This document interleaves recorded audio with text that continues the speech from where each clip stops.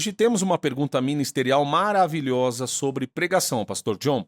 Um jovem pastor pergunta o seguinte: Olá, Pastor John. Minha pergunta é sobre a pregação expositiva e seu lugar no ministério estudantil. Aí ele diz assim: Sou o pastor responsável pelo ministério de adolescentes na minha igreja. Sempre que nos reunimos para o culto dos jovens nas noites de quarta-feira, normalmente prego através dos livros da Bíblia de forma expositiva. Tento o meu melhor para aplicar o texto a eles de forma que eles possam entender. No entanto, às vezes questiono se devo pregar sermões expositivos aos estudantes, porque não acredito que seja uma prática comum no ministério de jovens.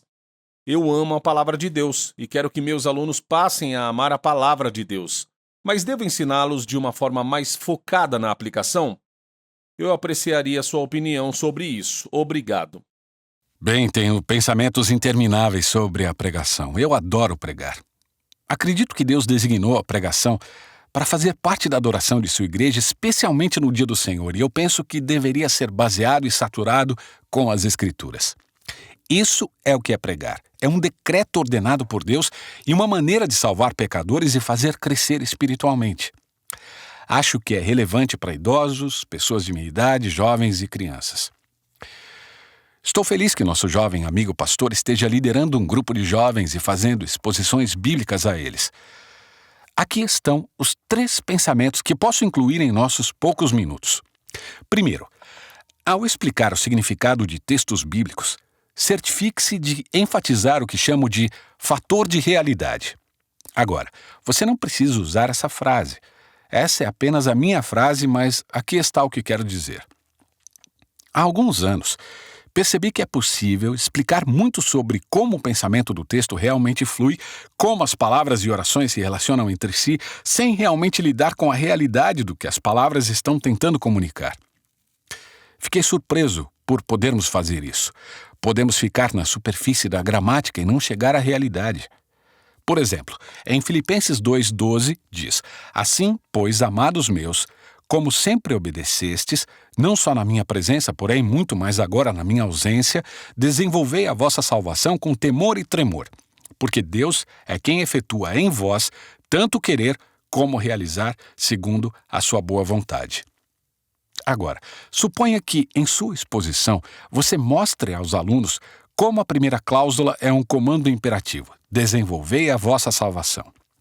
Então, você explica como a segunda frase não é uma ordem, mas uma declaração de um fato, porque Deus é quem efetua em vós tanto querer como realizar.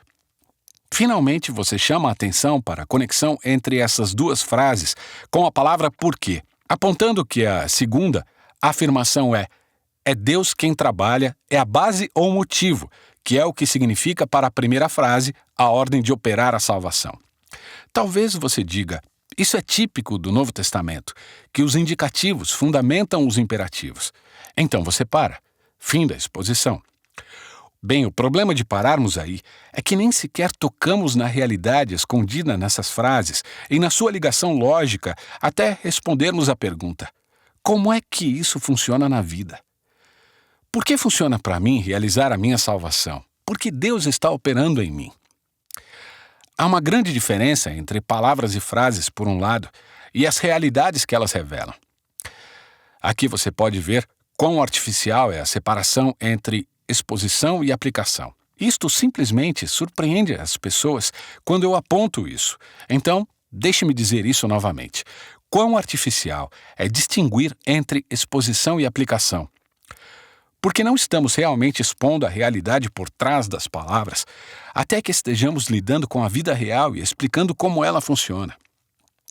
A questão é, às 10 horas desta noite, depois que esses adolescentes estiverem em casa, depois de ouvirem essa exposição e agora estiverem em seus quartos, com seus computadores ou com suas famílias na sala, como será para esses adolescentes o desenvolver da salvação deles? Como é essa realidade? Qual será a sensação para eles de experimentar a realidade de Deus trabalhando neles? Eles têm alguma noção do que esse versículo está falando? Qual é a realidade? Como é? Como funciona? Como eles vão fazer a conexão entre essas experiências de Deus trabalhando neles e eles se desenvolvendo? Nós realmente não sabemos o que este texto significa, até que possamos explicar não apenas as palavras, orações, lógica e a gramática, mas as realidades que surgem mais tarde, esta noite, às 10 horas no quarto, na cozinha, em outros lugares. Em outras palavras, como o texto se aplica à vida real.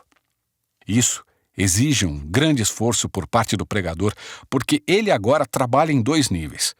Existe o nível das palavras, da gramática e da lógica, e chamamos isso de texto, e o esforço para explicar como as partes do texto se encaixam.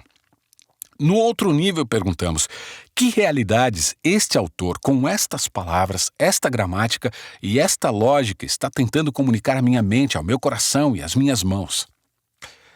A linguagem e a realidade, os 2 níveis, são absolutamente cruciais. Você não pode fazer um atalho em torno da gramática, em torno da lógica, em torno das palavras, mas se você parar por aí, você não fez o tipo de exposição que precisa ser feita. É um verdadeiro trabalho mental e um verdadeiro trabalho de coração, mas a recompensa para os adolescentes será enorme. Então, essa é a minha primeira sugestão: lidar com o fator realidade tanto quanto com o fator texto. Seus adolescentes vão adorar, porque vai tocar suas vidas, sua realidade. Segundo, em sua exposição através de textos, faça passeios de profundidade doutrinária. Não desvios doutrinários, mas passeios de profundidade doutrinária. Acabei de inventar essa palavra. Eu nunca disse isso antes. Esse é um termo novo que pensei para essa pergunta, para esse pastor. Vou explicar então o que quero dizer. Passeios profundos são como desvios, mas são passeios profundos porque você não está se afastando de onde deveria ir. Um desvio é isso, você vai embora e deseja não ter que ir. Mas um passeio profundo, você quer seguir esse caminho porque isso construirá pessoas doutrinariamente fortes. Sem passeios aprofundados, simplesmente não sei como você pode construir grupos de jovens doutrinariamente fortes, pessoas doutrinariamente fortes. O que quero dizer com isso são pessoas, grupos de jovens que têm uma compreensão clara e profundamente enraizada de doutrinas bíblicas realmente importantes. Agora, você não pode fazer tudo isso como pastor de jovens. Você está trabalhando em conjunto com outros grupos, cultos de adoração, sermões e aulas em sua igreja, talvez até em casa ou na escola. O que quero dizer é fazer um passeio profundo em doutrinas como a soberania de Deus, a santidade de Deus, a graça de Deus, a justiça de Deus, a divindade e a humanidade de Cristo, a divindade e personalidade do Espírito Santo, a natureza do pecado tanto como ação quanto como doença do coração, a natureza da redenção e propiciação e regeneração, chamado, fé, justificação, santificação, andar pelo Espírito, perseverança dos santos, a natureza da igreja. O que acontece quando você morre? A segunda vinda, a vida eterna, os novos céus e a nova terra. Se um jovem estuda os textos das Escrituras sem nunca fazer um passeio doutrinário aprofundado, ele é como uma pessoa que alinha todas as peças de um quebra-cabeça, mas nunca as junta para ver a beleza da imagem que elas formam. Na verdade, você pode ficar muito orgulhoso de alinhar essas peças. Você pode dizer: olha, minhas peças estão todas alinhadas. Por exemplo, alguém pode recitar de cor todo o primeiro capítulo de Efésios e nunca ter parado para estudar a doutrina da eleição. É a totalidade do quadro geral que revela uma pessoa, não é? É a imagem que toma conta de um jovem de 16 anos e o mantém por 60 anos, mantendo-o por toda a vida. Quem é Deus? O que Ele está fazendo? Como Cristo salvou os pecadores? Como funciona a vida cristã? Para onde tudo isso está levando? Agora, existem diferentes maneiras de fazer isso. Você pode fazer uma série expositiva de mensagens através de textos e depois pode fazer uma série doutrinária separadamente. Você poderia dizer: vamos estudar 5 semanas sobre eleição e predestinação. E faremos 5 semanas sobre o pecado e o que ele é, sobre que tipo de doença vocês têm em seus corações e assim por diante.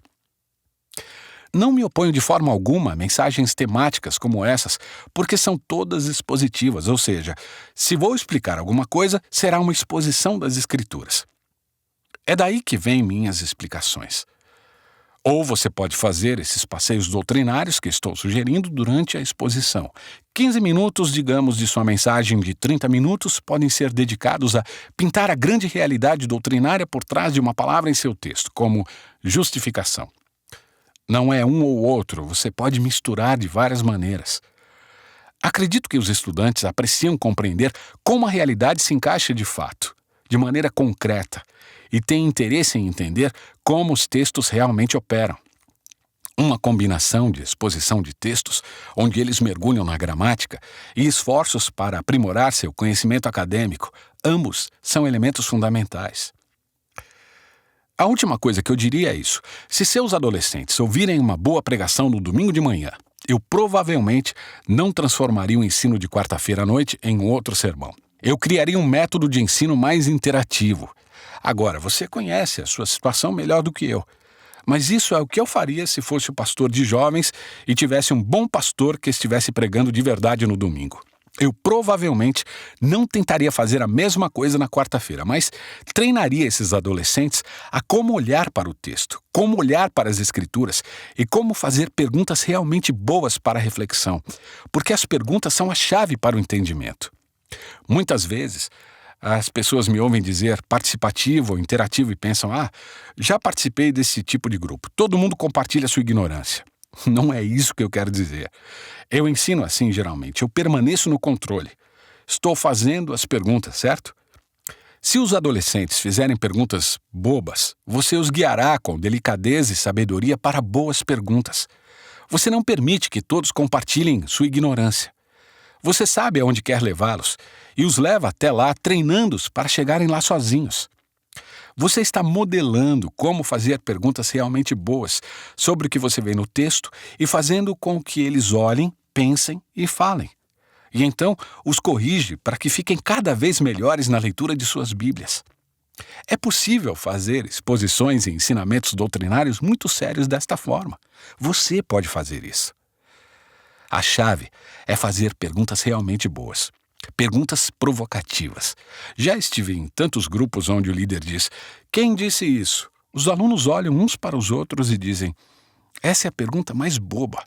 O próprio texto diz que Pedro disse isso. Por que ele está me perguntando isso? Essa é uma pergunta tão simples. Este não é o tipo de pergunta que deixa alguém entusiasmado com alguma coisa. Tem de ser perguntas que estimulem o pensamento, perguntas desafiadoras, que realmente resultem em compreensão textual e experiência de vida real. Então, essas são minhas 3 sugestões para lidar com a palavra com o seu grupo de jovens. Lide com o fator realidade, faça passeios doutrinários aprofundados e faça perguntas provocativas. E, é claro, mergulhe tudo em oração sincera, porque se Deus não se manifestar, então tudo será em vão.